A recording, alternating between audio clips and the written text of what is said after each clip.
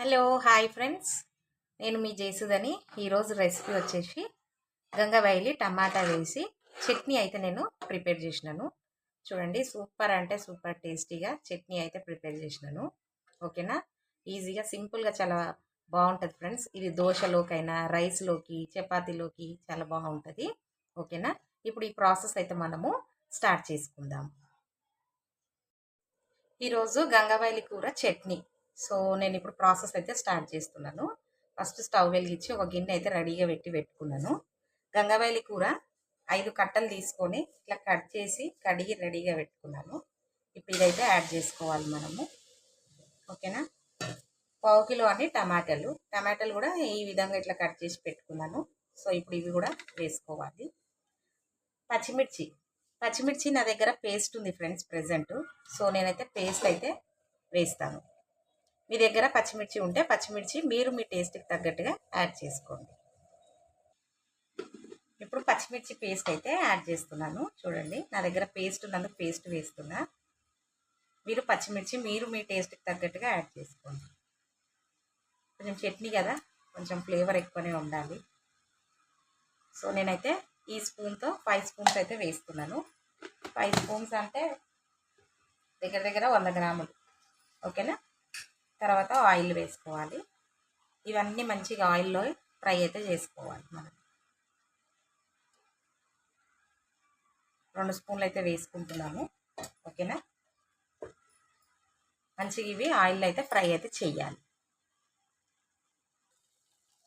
ఇప్పుడు చూడండి, ఈ విధంగా ఫ్రై అవుతున్నాయి కదా మన గంగవాయిలి కూర టమాటా. ఇప్పుడే మనము సాల్ట్ టేస్ట్కి తగ్గట్టుగా యాడ్ చేసుకోవాలి. ఓకేనా, నాకైతే 1.5 స్పూన్ పడుతుంది. ఓకేనా, నెక్స్ట్ పసుపు 1 స్పూన్. నెక్స్ట్ జీలకర్ర 1 స్పూన్ అయితే వేస్తున్నాను. మళ్ళీ ఎందుకంటే మళ్ళీ పోపు వేస్తాం కదా, సో అందుకనేసి. ఓకేనా, ఇప్పుడు ఇది మళ్ళీ అంతా కలుపుకొని మళ్ళీ ఒక్కసారి మంచిగా మూత పెట్టి మంచిగా ఉడికించుకోవాలి. టమాటాలు ఇంకా కొంచెం అంటే కొంచెం మెత్తబడాలి. ఓకేనా, చూడండి. సరేనా, ఇప్పుడు ఇంకో మూత పెట్టి కంప్లీట్గా ఉడికిన తర్వాత నేను మీకు చూపిస్తాను.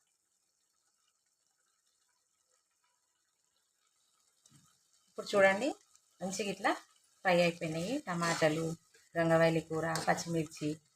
ఓకేనా, ఇప్పుడు మంచిగా అయితే ఉడికిపోయినాయి. సో ఇప్పుడు నేను స్టవ్ ఆఫ్ చేసేసి చల్లగా అయిన తర్వాత రుబ్బుకుంటాను. ఓకేనా, ఈ లోపు మనము పల్లీలు కొన్ని పల్లీలన్నా నువ్వులన్నా ఏవి ఉంటే అవి కొంచెం వేయింపుకోండి. ఒక 2-3 స్పూన్లు వేయింపుకొని ఇందులో వేస్తే చాలా బాగుంటుంది. నేను పల్లీలు వేయింపి రెడీగా పెట్టుకున్నాను.